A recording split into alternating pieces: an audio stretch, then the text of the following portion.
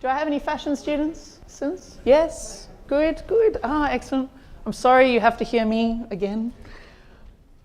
So welcome to our masterclass. So before we get started, I would like to acknowledge the traditional custodians of this land and pay my respects to elders past, present, and emerging. So today we're going to do one of the things that I love is masterclasses. We're going to give you a bit of a taste of what we do here as an extracurricular. And I have three very kind guests that have joined us on a Sunday afternoon, some further away than others. If I could introduce to the stage, first off, Tracy Hare-Boyd, who is our CEO of Surf Life Saving Sydney Northern Beaches. If you could give a round of applause, please. Thank you, Tracy. Have a seat. If I could introduce Darren Debgowski, Senior Relationship Manager at ANZ Bank. And the wonderful Josh Halling, the Commercial Director of Sydney Nova Entertainment. Thank you very much.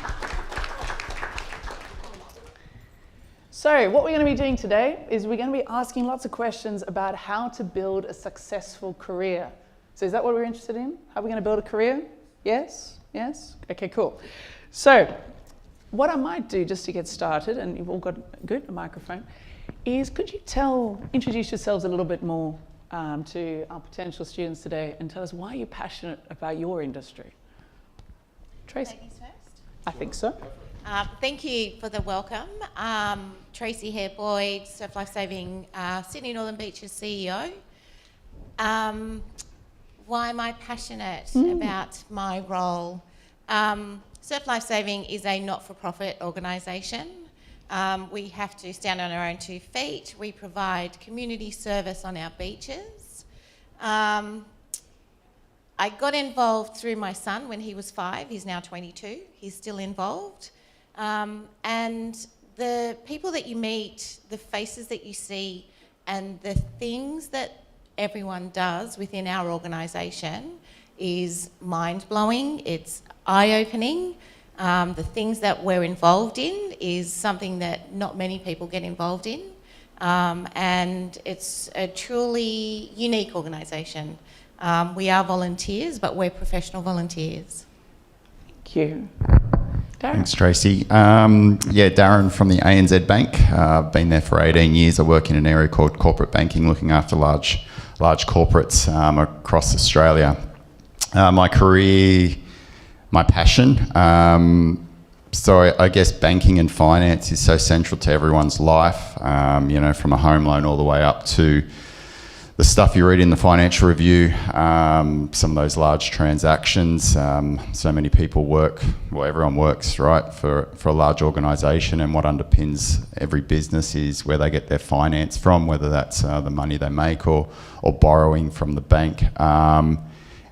Everything we kind of do somehow revolves around our financial position or the finances of the corporates around Australia. So I have the luxury of dealing with a lot of very intelligent, smart people who've made their careers, and dealing with people like that is fulfilling as well within my role. So for all those reasons, that's kind of what I do.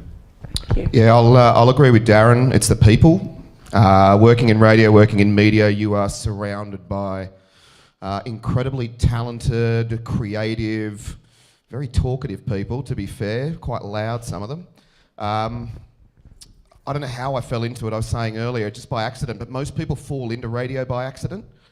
You'll sort of find that we were supposed to be engineers or accountants or anything else, and the next minute we're in radio, but you sort of get in there, and I'm 20 years in the industry, 11 with Nova. Every day is different. I think it's exciting. There's an element, it's cool. There's an element of sort of entertainment about it, we hope. Otherwise, we're doing something horribly wrong. You're getting to deal with announcers. You're getting to bump into the odd celebrity. I've seen some really great concerts. I work with just such a diverse group of humans, and it's quite a complex organism if you think about it. You've got people trying to attract audience and entertain audiences. You've got commercial people that are trying to monetize those audiences. We have our clients and agencies like an ANZ Bank, who we have to help them grow as a business. And so for a variety of reasons, it's, as I said, it's a sort of quite intricate and complex business, but it's interesting, you know, and there's a lot of fun to be had, and it allows a lot of people to achieve their personal and professional goals, you know, and it's helping me do that at the moment. So really, really excited to be a part of it, you know, at least for another week. I've got a performance review on Friday, so there is some discussion that it might be coming to an end, but I'll keep you guys updated. That's very cool. And Josh, I might leave you with the microphone for a moment. So this is a pretty big milestone for everyone. You're picking, what are you going to be passionate about? What are you going to study for the next few years? Could you tell us a little bit more? Was there a key milestone or something that made you fall into radio? No, pure accident. Like pure accident, you know, which is obviously not particularly helpful for the room. You're looking for sort of some sort of guidance, and I mean, for me, I was at university. I was going to be an actuary. I didn't make it through university for a variety of reasons, and had no idea whatsoever what I was going to do. And I got into sales just through an absence of options. I didn't have a degree, and I sort of got into sales, and then went into the media side of things. You know, now people are far more deliberate about their choices. The teams that with whom I work every day, I'm fortunate enough to work every day.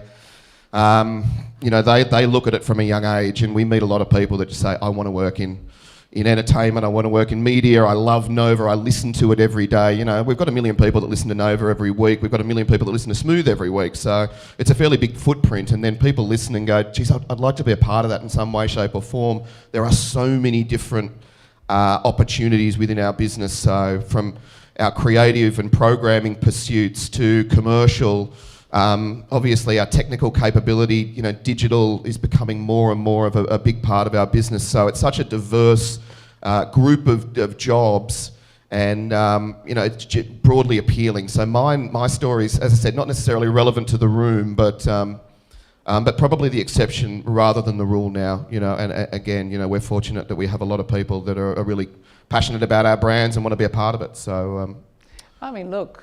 You look at the marketing industry, there's a lot of failed accountants. It's a consistent trend. I was a failed accountant. My dad was very disappointed, but I think we've done okay. Thank you.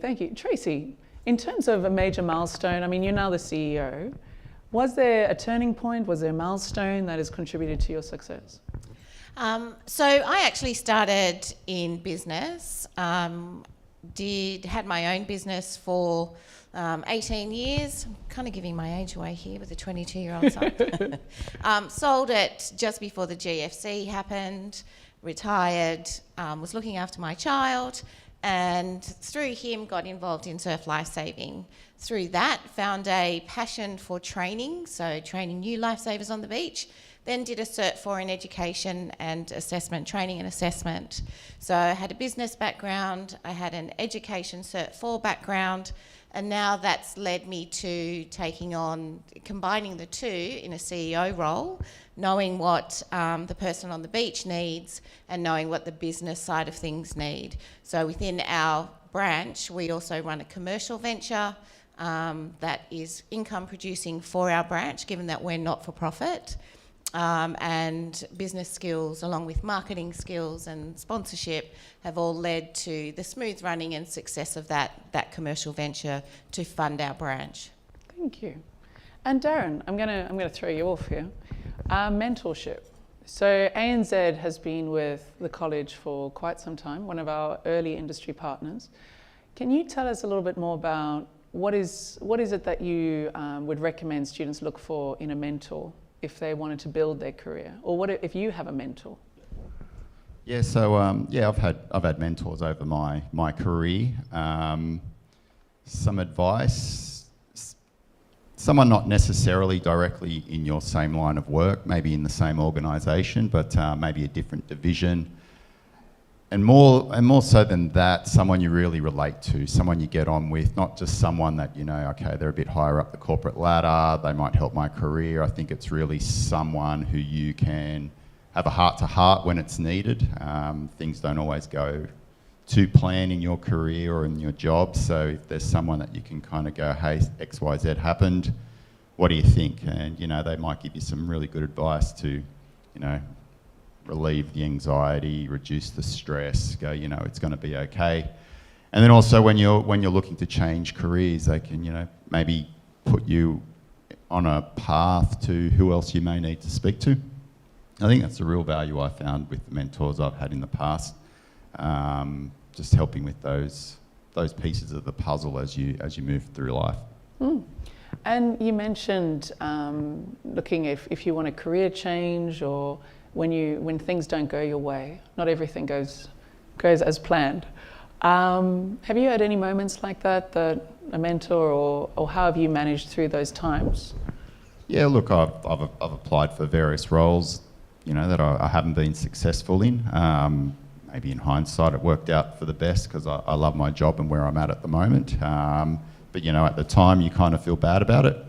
So you just need to stay confident in yourself. Like I said, you don't win everything, but where you need to put your best foot forward at times to just, see if you are the right person for that role. It doesn't always happen. Like I said, a mentor might be able to provide you some advice before and after that event. The no's, I remember when I was at uni, I'm the opposite. I was the failed marketing person. I thought I wanted a marketing job, yet all the roles came from banking and finance. So I was like, well, they know more than I do. So I kind of went down that path, and I guess in hindsight, it's worked out to my benefit. So, sometimes you have a path or a path you feel you want to go down. It doesn't always work out. And, in hindsight, you look back and go, well, maybe it's worked out for the best. Well, listen, I think you know something we don't, because I was looking at the top 10 jobs on the Northern Beaches, and the top 6 are in banking. So you should check out the accounting and entrepreneurship sessions as well. And what about you, Tracy and Josh? Any mentors? What are your thoughts? Infrequent for me. I've done a little bit of it. Not sure I'm amazing at it. Sort of thought about it earlier. I think it's one of those things. You always want to surround yourself with people that are highly capable and successful. And the other thing too is I think we've all got to know what our gaps are. I think self-awareness is incredibly important, and naturally we'll all be good at certain elements, and there'll be other things that we've got to work a bit harder at. So I think with the mentoring side, identifying someone that you look at, maybe it's public speaking, maybe it's problem solving, maybe it's creativity, and sort of finding someone that you genuinely admire that has that skill set that you may not necessarily, it might not be fully fledged in you, and then spending a bit of time with them. I think Darren makes a good point, the trust element too. You want to feel comfortable in that situation.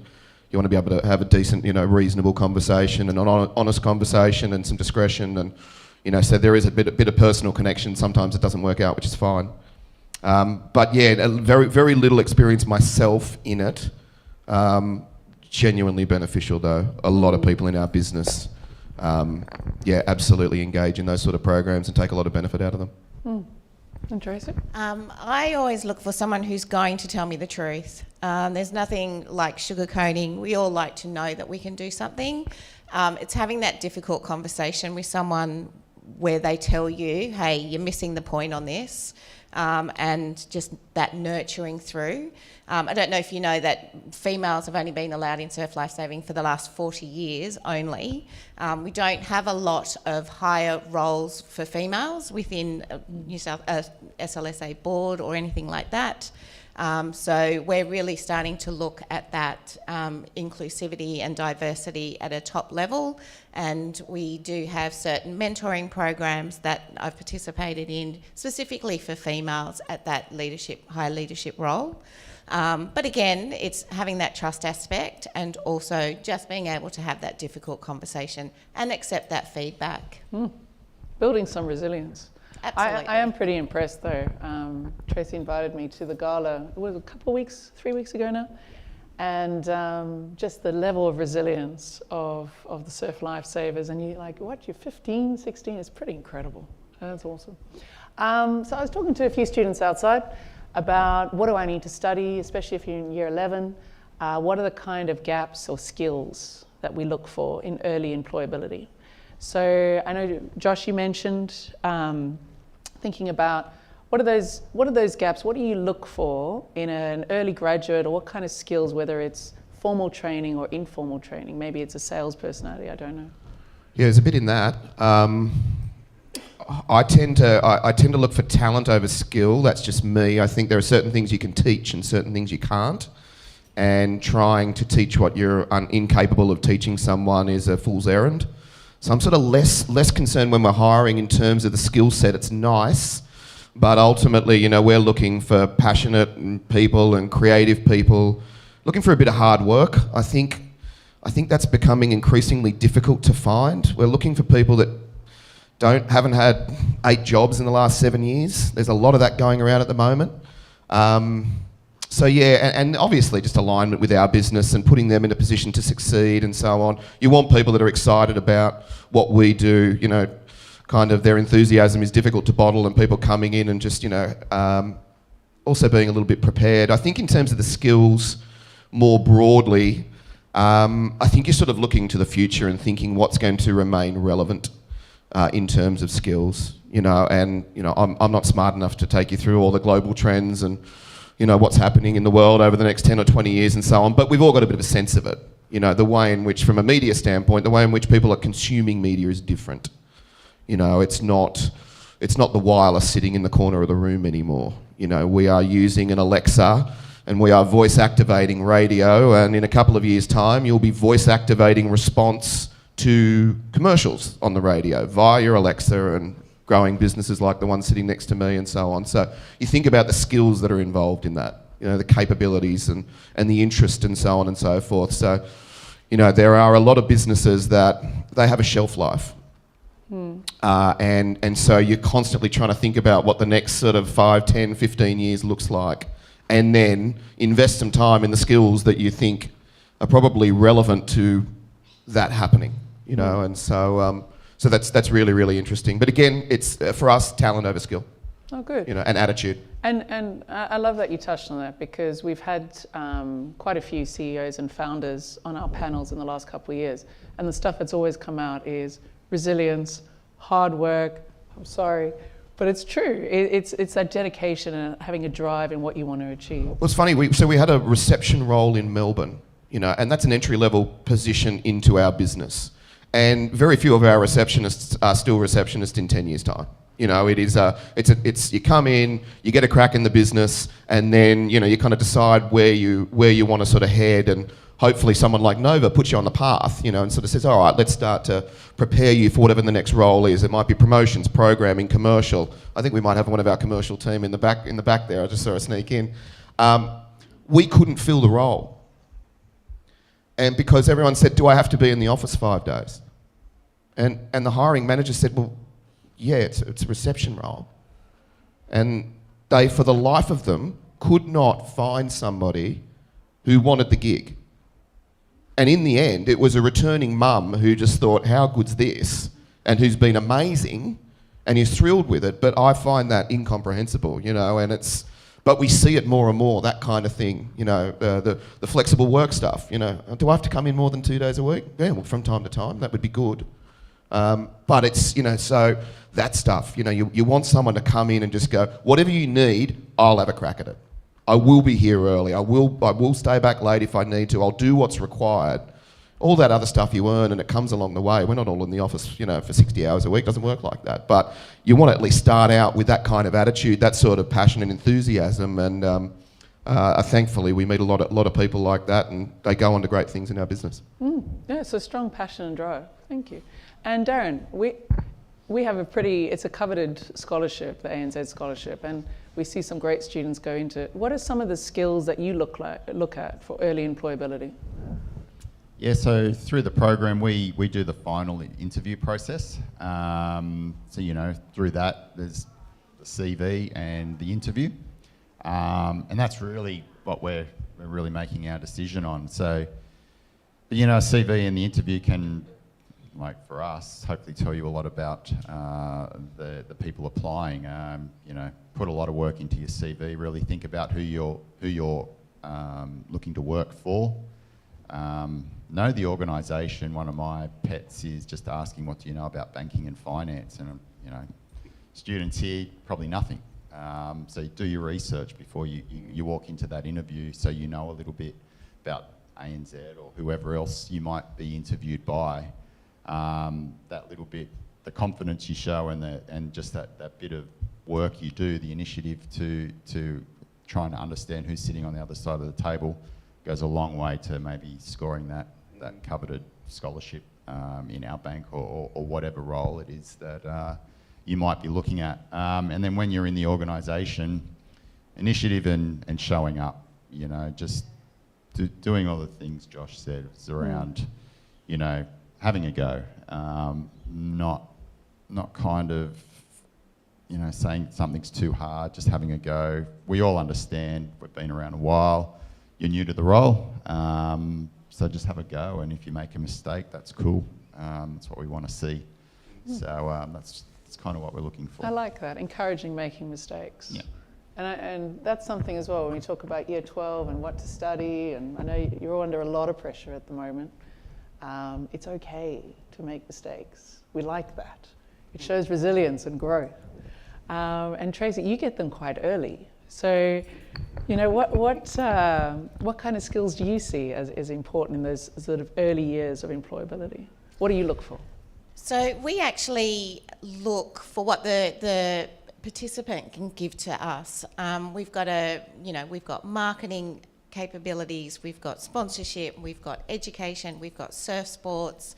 So we sort of cover every portfolio that ICMS has to offer as well. But we look for when we have the Work Integrated Learning Scholarship, we look for what the candidate can give to us so that we can then look outside the square and incorporate that within our movement. We are an iconic movement, we do have traditions, but we are having to change and mould into today's society. So we then look to what you can bring to us, we integrate that through your help, and then implement that and show you the different sides of surf lifesaving. It's not just about someone on the beach in a red and yellow uniform. There's that whole back end that we have to cover. Compliance, marketing, raising money, all that sort of stuff. So all of that we sort of integrate through what you can do and give us by your ideas. You're the ones who are out there, you're the ones who are at the moment. So we don't want to sit in an office and be stale. So that's what we look for when you come to us and participate in our organisation anyway. Thank you. And you've got a pretty high intensity job. We were just talking about rates and drown rates and that before. Have you ever taken a risk?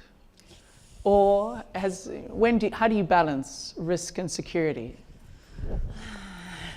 In my executive life, every day is a risk, unfortunately. Every day is a risk for our lifesavers on the beach.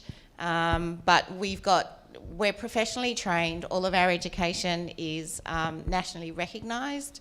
It's vet funded. It's through registered training organisations. So all of our qualifications are actually recognised units of competency, etc.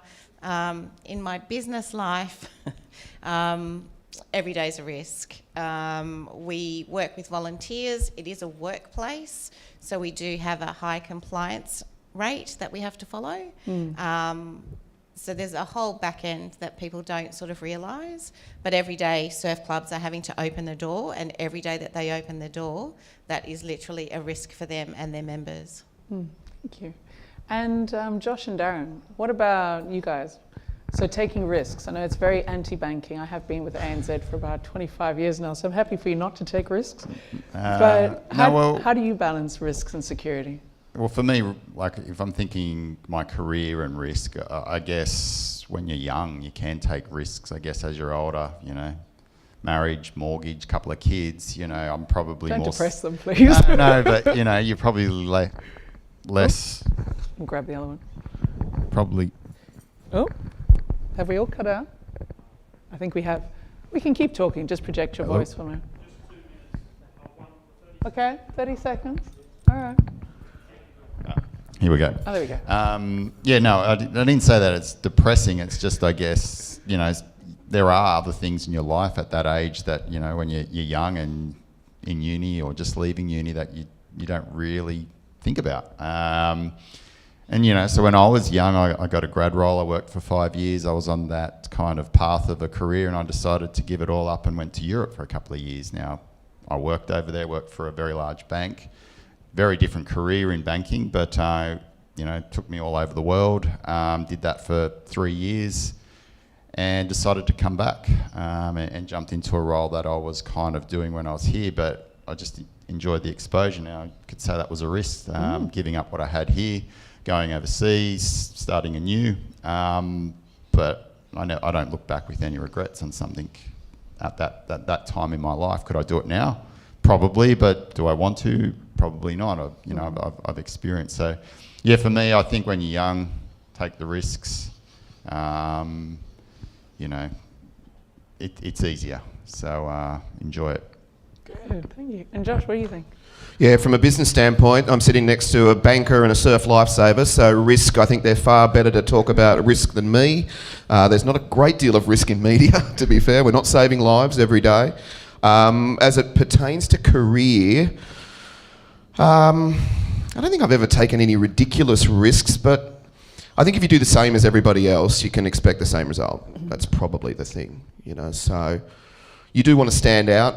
I think in an interview, if you're going for a job, I think you want to try and differentiate yourself. It might be a role that 100 CVs have come across. Maybe there's 10 or 12 initial interviews, and you go through the process, and through that, 100 CVs can come in, and within the space of maybe someone spending 5 seconds looking at them in the initial and going, oh, is this right? Is this right? So you think about it on a CV. It's like, what am I going to do that's riskier or different? That's not going to make it look like everybody else's CV. You're probably going to win more than you lose if you try that. In an interview, you interview someone, it feels like sometimes you interview someone and they're just trying not to lose the role, and just have a go. I've had people come in and in the first interview of a complex job, present a solution. I hired her 10 minutes later. Didn't even worry about it. It's like, right, okay, go on, that's it. I said, did you want me to explain what the job is? She said, no, actually, I've had a bit of a crack at thinking about it. I've done some prep. I think I understand what the business and what the role is, and I'm actually going to present you 6 slides of what I do. That's it. You've got it. Thanks very much. Like, awesome. So I think that stuff's good. And then, when you're in a role, you do want to stand out. You don't want to be reckless. But I think you want to try and do things differently. You want to bring a new approach. You want to put yourself out there, be willing to fail. And if you fail, learn from it, take accountability for it, learn from it, explain how you're going to do it better the next time, but have a go, because as I said, I think if you're blending into those 100 CVs or those dozen interviews then you're not giving yourself any competitive advantage whatsoever. And most businesses, I would argue, are probably looking for someone to just stand out a little bit. Us more than most, I would imagine.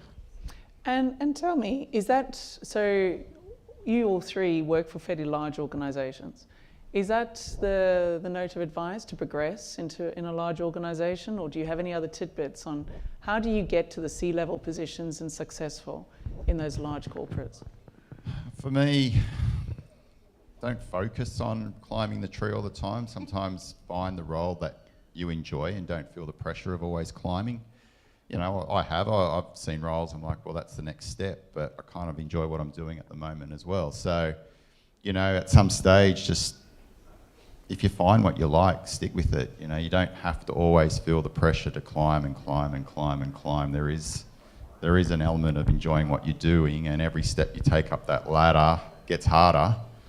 And yeah, you want the work-life balance, and some of these roles kind of put that out of balance. So yeah, if you find something you enjoy and you're good at, stick with it. Yeah, they say there's a saying that says we're all promoted to the point of incompetence. Mm-hmm. So you take on a gig, you're good at it, the next gig, and then you take on the next one, and so on. And they're not always necessarily directly transferable skills, and then next minute you get to a point where you've bitten off more than you can chew, and that's the end of it, and it's like, geez, I should have just hung around. But yeah, I agree. I think you don't want to be impatient, and it doesn't have to be you just be good every day. Add value every day. Do what you say you're going to do every day. Try and solve a problem or move the organisation or your department forward every single day. And I think sort of some of the other stuff takes care of itself. It is to some degree deliberate. You want to think about it, but it's not the be all and end all. Things have a way of working themselves out. Yeah, I'd say, small steps. The smaller the step, the bigger the climb, but you're going to get there and you're going to achieve what you're after. I would also say have a plan B. Nicole said that she was a failed accountant and a failed marketing, but those career paths there were mergers from it. No one's life is ever a straight road. There's always going to be twists and turns, or, do I take road A or B, and it's never going to be C. So always have that plan B, and I think no matter what you choose to do now, you'll know that the foundations have been set. Even if you choose to divert from it, the foundations that you choose to do now is going to do you well in the future. Nothing goes to waste, right? Even if right. you're a failed accountant. Migrant families. Anyway.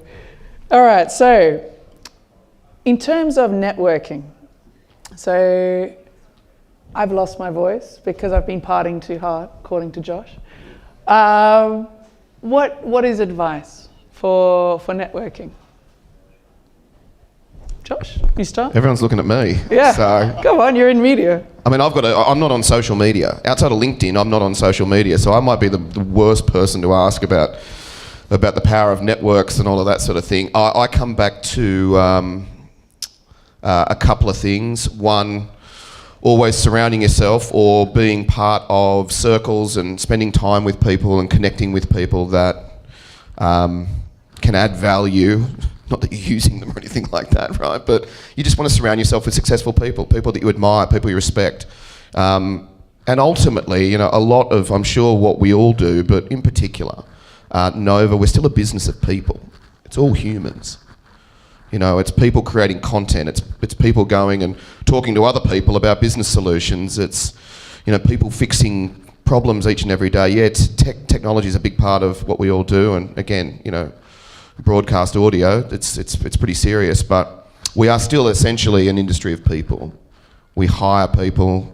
They say, most people don't leave businesses, they leave managers, so all of these things, it's still so important. And then so obviously from a networking standpoint, you want to sort of foster and create that network and in order to give yourself ultimately success, and as many diverse, interesting people as you can find, connect with. You never know what's going to come up. You never know what conversation you're going to have with someone one day. Yeah, so in the bank, it's 40-odd thousand staff in ANZ, so there's plenty of people to meet every day. I always tell the ICMS scholarship winner, number one priority during your time in our program is to just meet people. LinkedIn's kind of the thing we use a lot. Just connect with them on LinkedIn, go through your studies. 3 years' time, you might come back to that person and just ask whether it is some advice or a potential role. That just creates that link that you can always hold on to for a long time.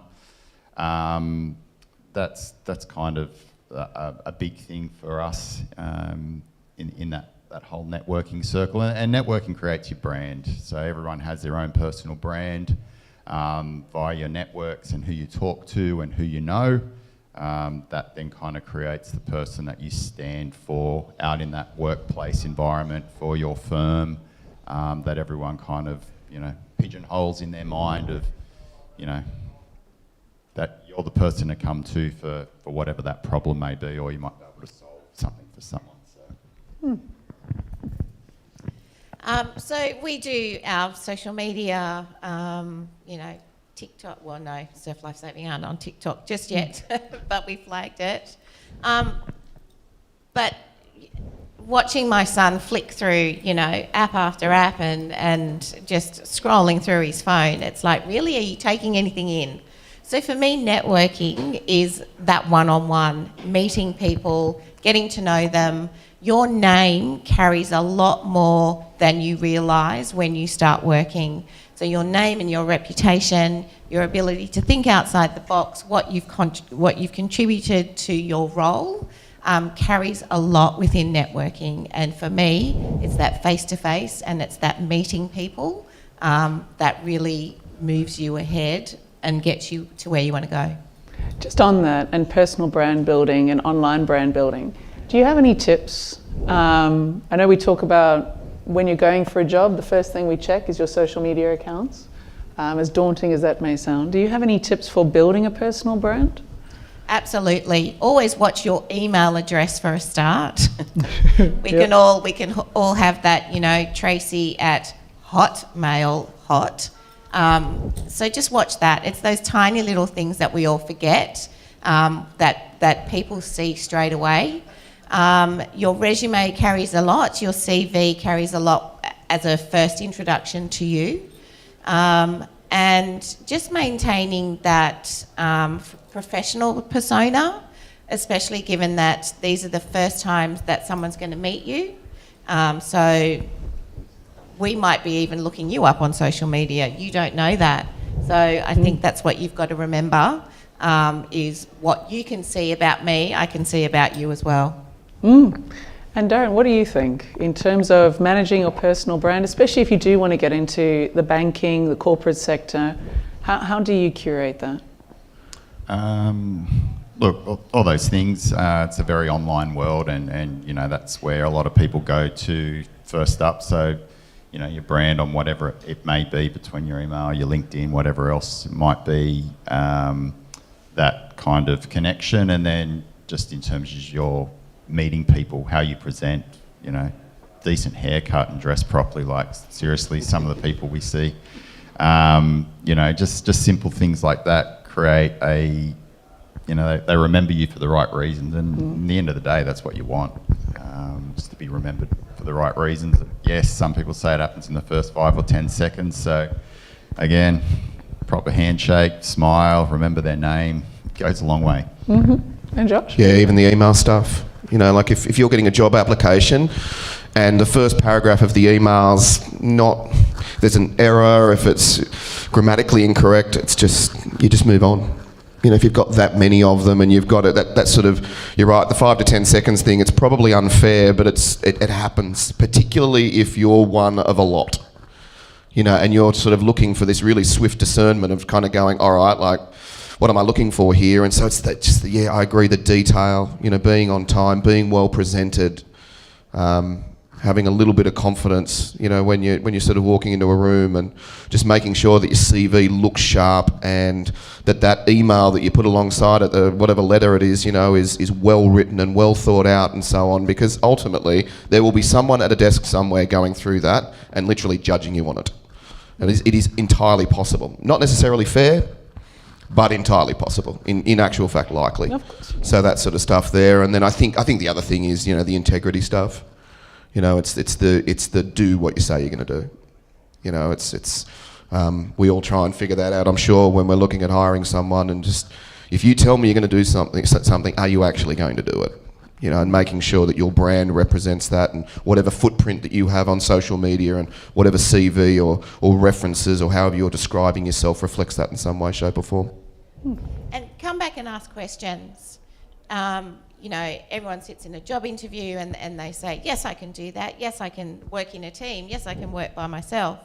But ask questions back. So many interviews that I've conducted, I've said, any questions from you as the applicant? No, thank you very much. See you later. Yeah? Be inquisitive. Ask them about how they got involved, how they, you know, what does their job entail. Just be a little bit inquisitive, a little bit different than the person who's going to walk in after you. Yeah. And even about the business, you know, I think Darren was saying earlier, it's like if you're going for a job with ANZ, be prepared to sort of ask what the impact of simple stuff, what's been the impact of 7 interest rate rises this year? How's that affected your business? I notice you guys do mobile lending, you know. How's that part of the business going? You are one of the big 4. What does the activity of the other 3 banks do in terms of influencing the decisions made at ANZ every day? These are really easy questions to prepare. I tell you what, if you asked him those questions in an interview, he would immediately think more of you, not to speak on your behalf, but I guarantee you, because that stuff works. Couldn't agree more. Do you have any questions? No, thanks. No. Right, okay. Yeah. You know, missed opportunity. So be a little bit prepared and have a crack. Yeah, showing passion and involvement in your industry, right? There's something to grow there. So tell me, what is another sort of myth, or have you come across any myths of having a successful career for what it takes? Do we all agree that CVs are 40% accurate and 60% made up? Is that a myth, or is that accurate? That's all I got. That's in the myth stuff, that's all I got, seriously. Yeah. And not necessarily a myth. We're pretty sure that that's almost entirely accurate. 100%. Yeah, I can't think of any. I don't know. There's nothing that's coming to mind in terms of a myth to a career. You know, you never go at anything. I guess. You know, I guess in terms of thinking it through. You know, thinking I'm not good enough for a role or a business, or you know, there's a company of a certain stature that you go, they'll never employ me. Don't think that. Everyone can offer aid organisations something, and it's about you connecting the dots to think about what am I good at that I can offer that organisation, and then really taking that home. You may not get it still, no guarantees obviously, but that's kind of the mindset you need to walk into an interview or think about a career with an organisation. I think going into an interview, just you agreeing with everything, and again, I said it before, just you sitting there saying, yes, I can do that, yes, I can work within that, yes, I can stay within these confines. That literally is a myth, because you don't know what the confines are. And again, your ability to come back with a, yes, I can do that, but is it okay if I expand it and want to do that? So the myths that are out there is literally going to be the myths that you create in relation to whatever you're applying for. Absolutely. And Glenn Murray, who's one of our program managers here, he looks after hospo and tourism. He always says everyone's looking for the 100%. That's what they have on the description of the job. You know, what is the perfect candidate? No one fits that. It's like 60-40, but the other way around. So just having a go, I think, is a really nice way of framing it. So a couple more questions before we wrap up. How do you guys balance work life and avoid burnout? Is it possible to avoid burnout at high levels in an organisation? Absolutely. And I think more and more now organisations are really cognizant of this. You know, I think it's probably the exception rather than the rule now of being at a place where you're in the office for 80 hours a week and you're working stupid hours and you've got no life. And I'm sure this still exists somewhere and so on. But again, you know, in today's, you know, flexible hybrid working, where things like mental health are so incredibly important to businesses and to people, we need to be aware of it and so on. It is possible. There are, as I said, many organisations that embrace it, and I think it's about having a bit of discipline. So, you know, for me, it's my life works better if I'm up at 5:30 in the morning and I exercise before my 4-year-old daughter gets out of bed. You know, that's just a simple one. You do it every day and the day starts better. You feel good. It's good for your mental health. It's good for your physical health. You know, and just having some non-negotiables. You know, so it's whether it's fitness, whether it's spending time with your family, whether it's whatever downtime looks for you. You know, you figure that out and you build your work around it. And any organisation that it's worth its salt will allow you to do that. So long as you're delivering what they need you to deliver and you're putting in the time and you're making up for it in some other way, shape or form, it is, you know, it would be a rare organisation now that doesn't embrace you doing that. It's just going to be different for every single individual. So you've got to figure out what it is for you. You know, it's so important. It is so important. The 5 a.m. club, there is something to it. Yeah. The bank's big in work-life balance. You know, there's a lot of literature or things we put out internally, just how to manage.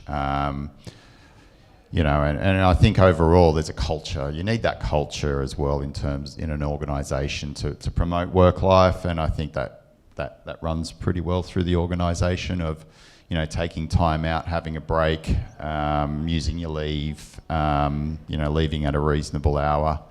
I don't know. I just think in today's day and age, it's just it's a bigger focus, and all organisations are kind of into that making sure people can manage their work and their life, and you need it. Mm-hmm. Tracy? So I'm a little bit different in that my work and life balance, my work is what I enjoy. When I go to patrol at my beach, I literally take my CEO's cap off and I'm sitting on the beach and I'm able to go for a swim, do what I love, and it's a little bit different. We do have mental health champions. We do have those sorts of processes within Surf Lifesaving where we can literally pick up a phone and speak to someone if we're not managing or anything like that. So I'm a little bit spoiled. I manage to, sit on the beach, go for a swim, go for a surf, take a board out, hop in a boat. It's a little bit different in that I am a little bit spoiled, and I do use that. But is burnout possible? Absolutely.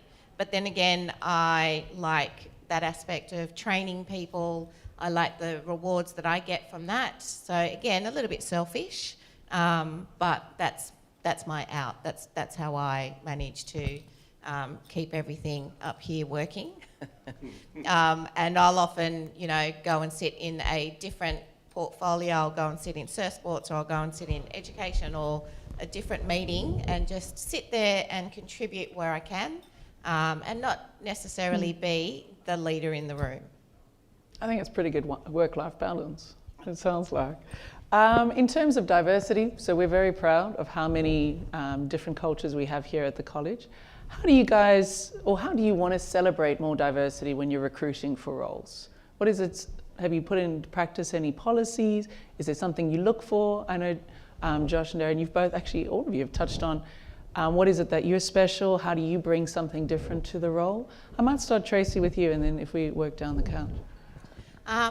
Yeah, absolutely. So we do encourage, Surf Lifesaving is an iconic organisation, and it did historically consist of blonde-haired, blue-eyed, tanned Australians. But more and more as we roll into, 2024, we are now incorporating a large component of females, of diverse culture. We're inclusive. We host Rainbow Day, which we don't flag literally as specific just for rainbow culture, but we celebrate that whole diversity of the movement. We host Pink Patrols, which are celebrating females in lifesaving. Again, it's not just for females, but it's encouraging everyone to celebrate the inclusivity that we do consist of. One thing that I will say though is that whilst we do encourage females at a higher level, we don't put them in just for the sake of being female. So I will always support that if you are right for the role, put your hand up, male or female. So whilst we do encourage, we don't just put someone in there for the sake of having ticked that box. We will include training, support, etc., to make sure that they can manage in that position. Darren, what do you think? Yeah, the bank's big into cultural diversity. We put out in our ESG reports, male v female ratios, the spread of nationalities across the organisation. Every job interview needs to have a male and a female present to do that interview. Cultural diversity is something that the bank is really pushing. White male, that was banking for such a long time that we're just actively looking to change that perception and have others, no matter what your culture is, to feel safe in the environment that the bank's trying to push. Yeah, we take an all of business approach to it, which I think helps. It's not just specific to recruitment.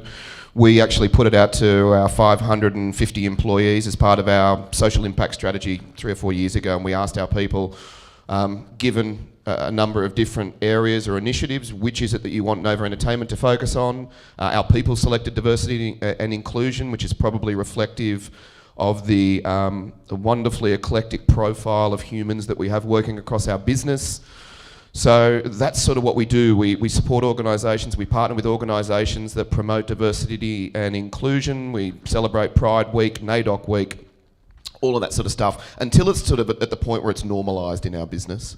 And I think probably what genuine success looks like is when you're hiring and you're simply not seeing gender, ethnicity, cultural background, sexual orientation, none of it matters. It doesn't matter. You're just literally hiring great people that are creative, strategic, can get the job done.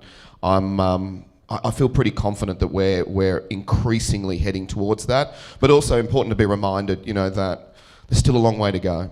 There is still a pay gap between men and women. Ridiculous, but it exists. Not at Nova, but at a number of organisations. There are still plenty of opportunities where people are discriminated against for whatever reason, and ultimately it's just not good enough. So it is something, you keep working at it, you keep focusing on it and so on, but at the same time you kind of just want it to become a part of what you do, and I think we're well on the way to that.